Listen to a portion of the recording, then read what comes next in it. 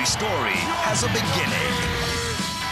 Beaten track to find solutions.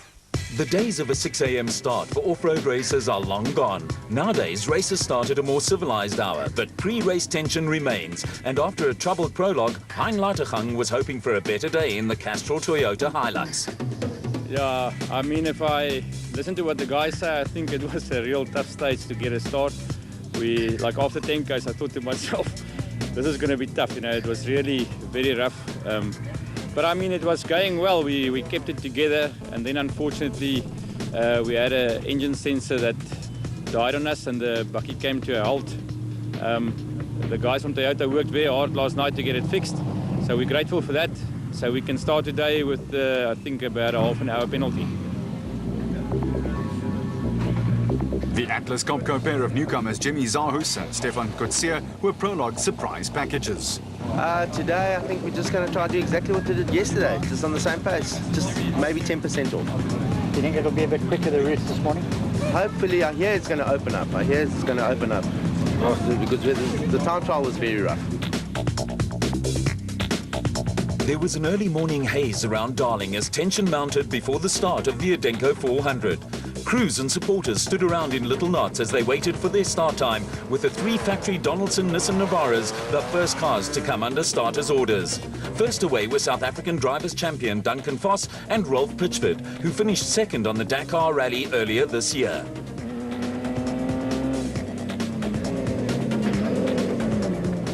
There was a large turnout of spectators at the start, with veteran Hannes Grobler and Johan Moore the second car on the road.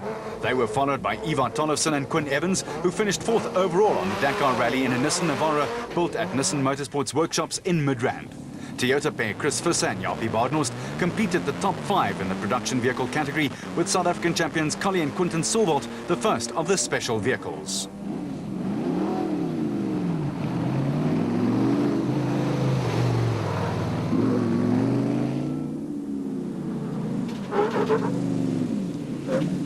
The prospect in store for crews was 2 tough loops of approximately 160 kilometers that included the route for the prologue.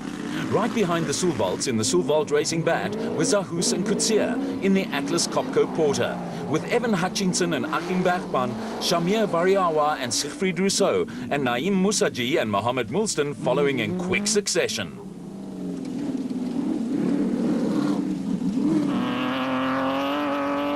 Duncan Voss and Ralph Pitchford were soon into their stride, and being first on the road gave them the advantage of not having to contend with the dust problem. Behind them, the hugely experienced Hannes Grobler was content to take up a watching brief in what was going to be a cat and mouse game. It was left to Ivar Tollefsen and Quinn Evans in the third factory Nissan Navara to provide for some early action when they missed a triple caution instruction and almost came to grief.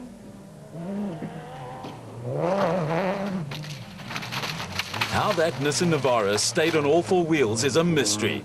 Tollefsen later referred to the big moment, which is Norwegian for understatement.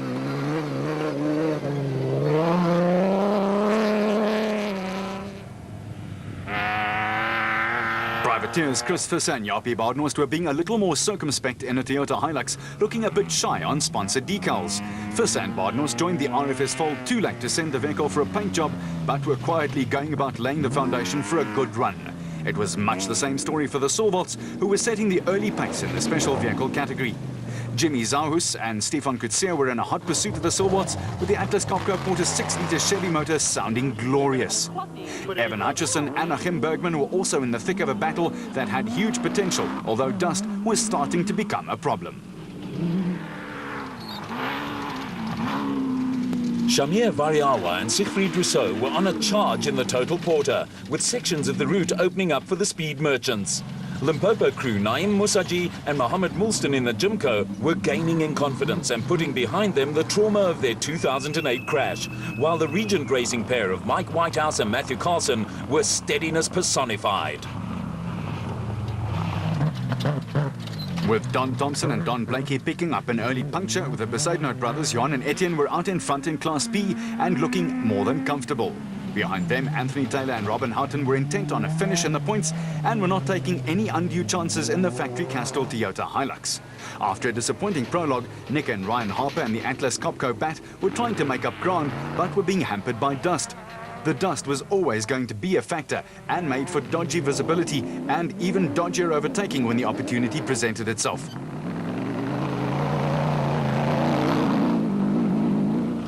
Behind the Harper car, Nandus Alberts and Audrey Ritz were also battling the dust, but for them it was a case of so far, so good.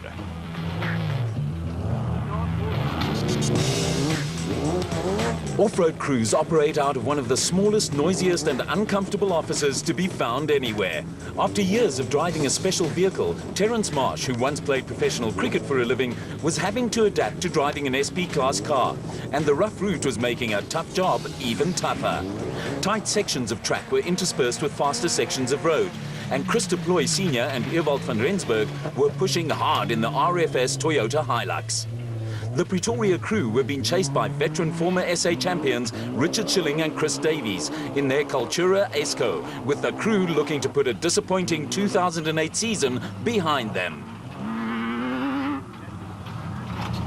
Making a welcome return to action, Will Battershill and Reg Sutton were going along steadily and easing themselves back into the rigours of off-road racing. Their race was to end 130 kilometres into the first loop when they hit a rock and lost the right front wheel. Behind Battershill and Sutton on the road, Don Thompson and Don Blakey and Azarko were on a mission to make up time. Their target was Johan and Etienne Besaidnout, who had taken a tight grip on Class P in the Adenco Bat and were making a statement for the sponsors of the race.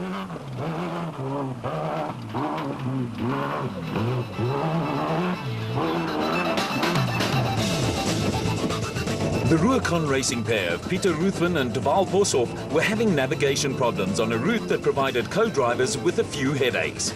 They were forced to retire when they broke a front control arm in a disappointing end for their SP-class debut.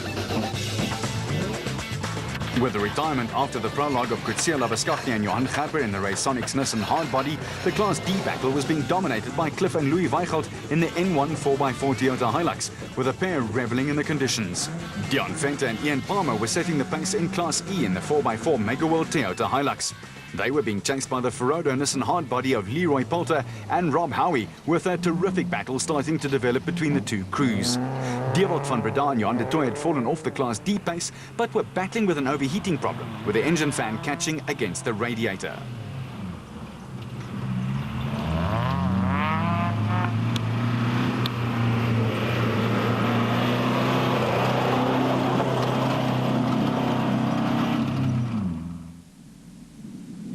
A prologue fraught with problems saw Herman Sulwald and his son Wichard starting the race at the back of the field, and they were finding it heavy going.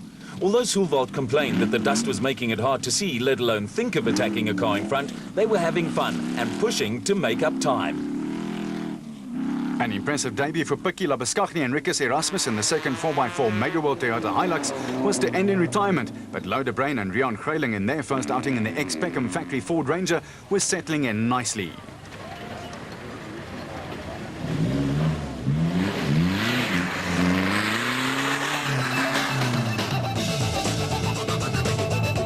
After their prologue woes, Hein Lateghan and Chris Birkin were trying to make up time in the second Castrol Toyota Hilux, but at times visibility was so bad they were forced to grind to a halt.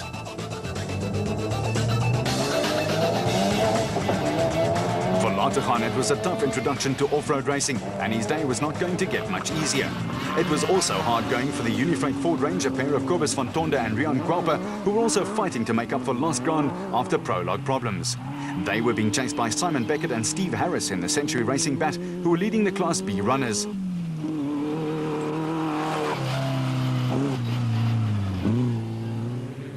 The Makanete brothers had sorted out the fuel pump problem that forced them out of the prologue and were making good time. Behind the Makanetes, John Telford and Christo Forskenk were going steadily in the Calcimite car, while Bez and Dion Besaidnout had run into electrical problems in the Adenco Bat.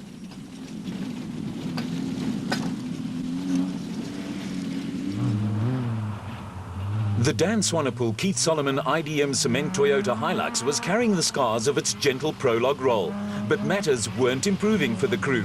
They ran into one problem after another, and when they switched on the lights and the windscreen wipers came on, it was time to call it a day.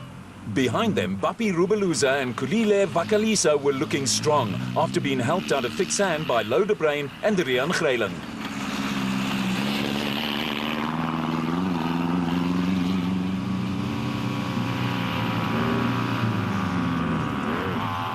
Reigning Class E champions Yanni Visser and Yorks Leroux in the RFS Toyota Hilux were also playing catch-up after prologue woes, but were going well.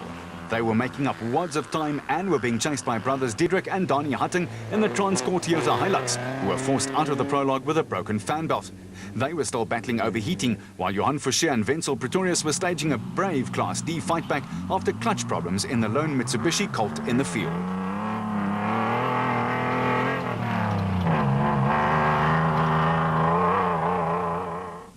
Any expectations Bez and Dion Besaidnout held at the start of the event quickly took a knock. The Adenco bat was hampered by a misfire on the prologue, and this developed into a full-scale electrical problem.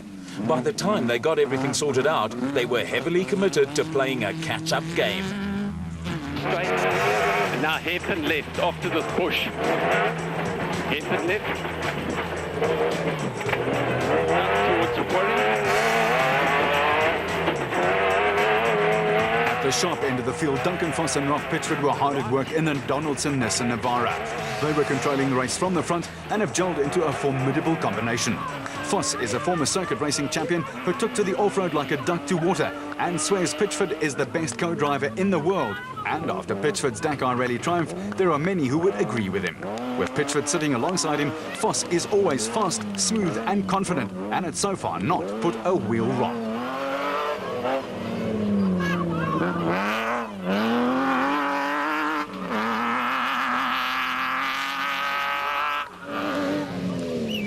The lead pair were just shy of 40 seconds ahead of Hannes Grobler and Juan Moore in the second of the three Donaldson Nissan Navara factory entries that were dominating the race. Grobler's tactics were obviously to apply as much pressure as possible to try and force a mistake from the leaders.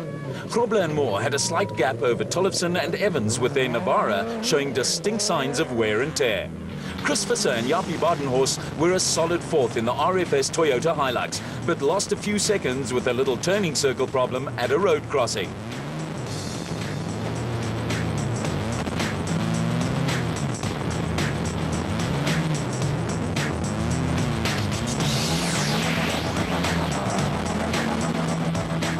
The locals were out in force and thoroughly enjoying themselves. Also enjoying themselves at the front of the special vehicle field were Cully and Quinton Solvalt. The Solvalt racing bat was sounding strong, and the pair had eked out a comfortable lead over Evan Hutchison and Achim Bergman, who were having an impressive first outing in the new Motorite Revo 1 4x4.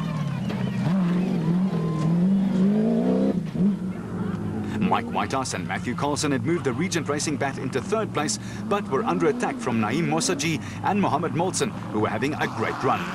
Also having a great run and putting pressure on the Class A cars were Johan and Etienne Besaidnout, who were leading Class P by the proverbial mile.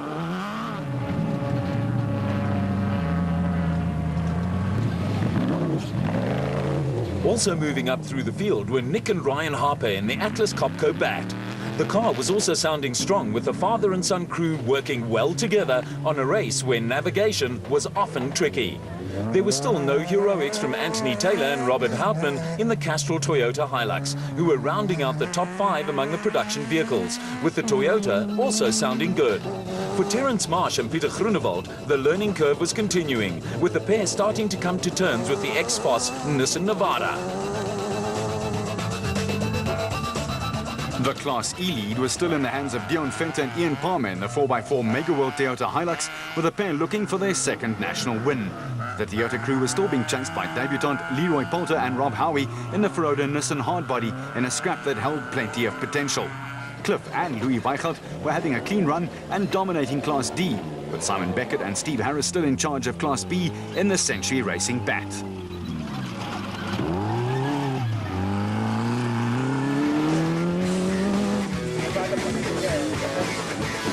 For Bapi Rubeluza, it was the end of the road. No, we were running well, very well in fact, and I think we had some electronics problem. So the engine will only just crank and it's not firing. So we thought maybe to save it, we rather not fiddle much with the engine management system. Vehicle and asset finance from ABSA. Go